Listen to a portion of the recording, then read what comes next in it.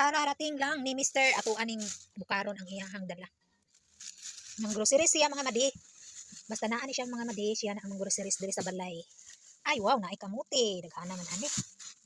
Kamuti.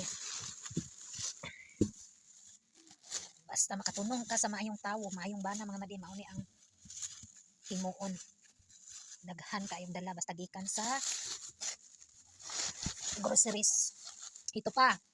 Uy, hala, mayroong mais. Ito pa, mayroon pa. Mayroong talong. Kadaghan.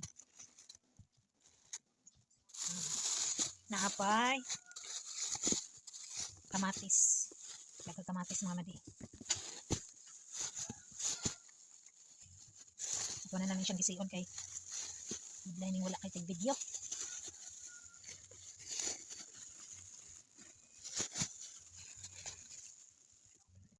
Para man ang mga madi, daghang kaayo kamatis at saka sibuyas at saka mahabang sili. May napay batuan mga madi oh. Na nami ni siya kaayo maglaga ng gud may mga madi, mauni mo ang ulam for today.